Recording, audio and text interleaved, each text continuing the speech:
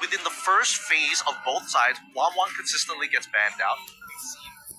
I would say arguably the Farsa should be considered a part of that bag as well, if not at least the Kalia, one or the other. Okay, a lot of potential trades can come out here. We mentioned some of the surprise picks to come out.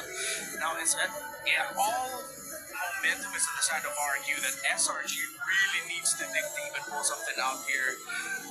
Do they go for assassins? I know we consider the Lancelot, but should they try to find a way to force RQ to play back into just playing utility, playing a slower game? That there are times where we've seen SRG do play well around that as well, because Sekai's can afford to be aggressive while at the same time not dying as much.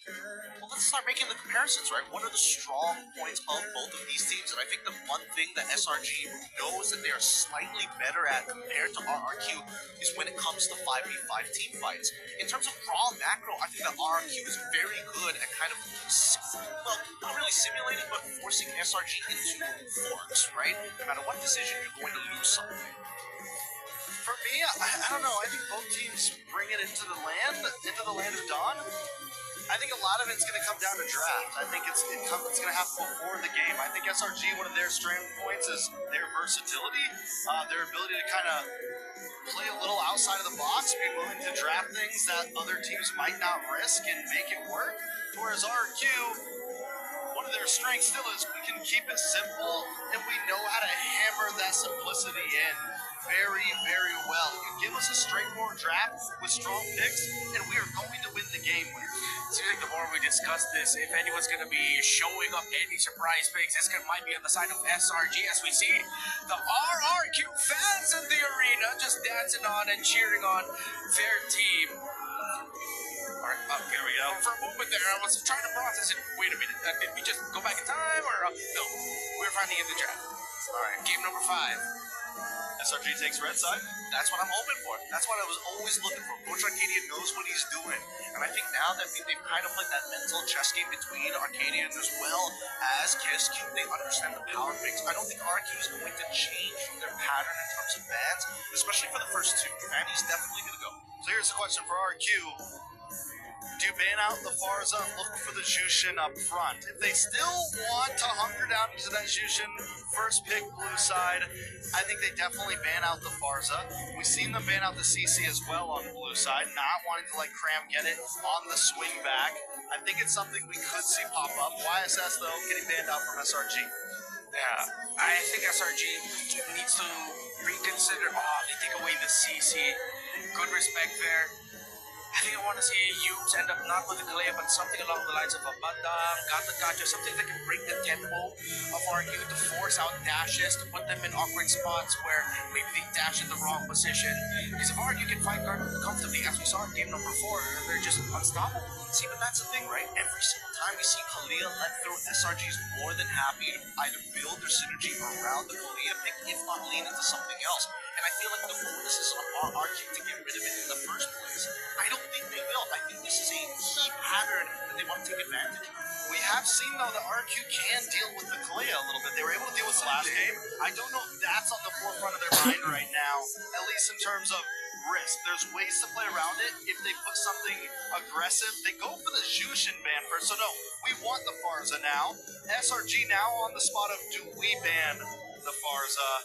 Because if you don't, I got a feeling it's coming up front for RQ as the first side blue, for sure. Yeah, I'm not going to deny that, dude. I'm feeling the same way right now. Jushin ban right away just signals as if RQ is trying to say, no, we want the Farza right here in the first pick. Even more so now, though, RQ will have to think about, okay, my suggestion. What if SRG decides to put up a Gata Gacha and Badang in the hands of Yubes, or even for Crab, one of those two heroes?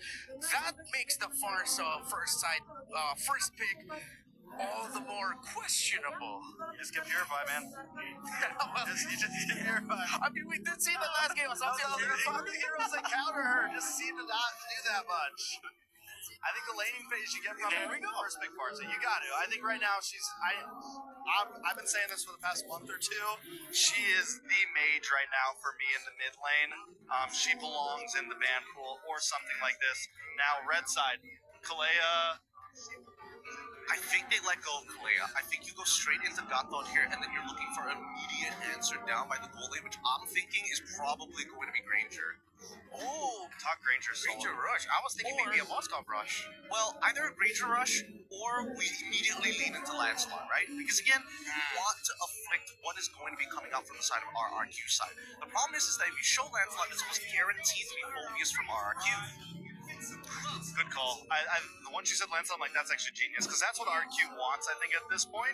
They do still have opportunity, though. They can still, because of what we know with utility, they can still pick up Fredrin here if they want.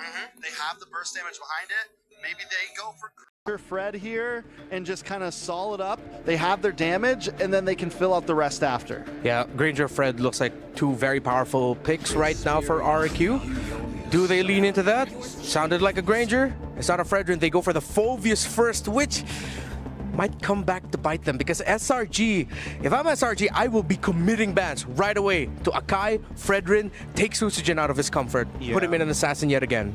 Does SRG pick up EXP though here before we see what happened last game where they get the glue or something against the Phobius? They need something that's going to do okay in lane against the Phobius, and with CC gone, it's like, what else do you have in the arsenal to really deal with that? Honestly, if SRG has it, they can go Akai XP for Cram.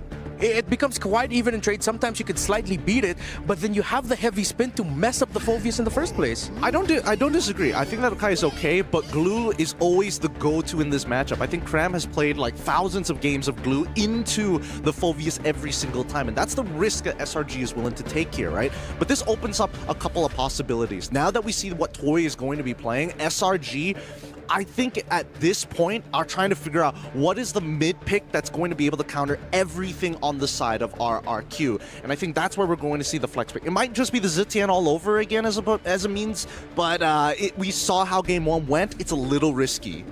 You mentioned the Valentina earlier. At least you get the Feathered Airstrike with that pick. Much earlier in this day, I mentioned something like the Novaria, something to at least have big range. Oh, yes. And at least poke, and at least not ever be in range of the Farza. It's not going to clear, it's not going to maybe rotate as fast, but at least you have range and you have that backline arsenal. Oh, they banned the Selena. Selena would have been another long-range great pick. Yeah, it's a really good prediction there by RQ. That's really smart. That's really smart. That means he has to go even further down the list of potential things to pick.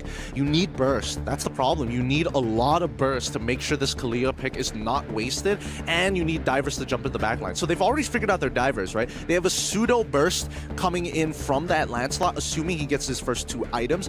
But now the big issue is whether or not you have somebody that can either clean up the fight, which potentially either the flex picks coming up from the side, but specifically Innocent is Roger, or is he just going to double down and be like, all right, I'm going to play Claude again. That way I can kind of like cut down on the tanks, and more importantly so, kind of bypass the Feathered Airstrike. I think they could save gold for last pick. Aerothel's maybe a possibility, but they're I think RQ's on the same track of me of like they need a long range mage right now, something that can pop up. Kadita also still open, another pick that we've seen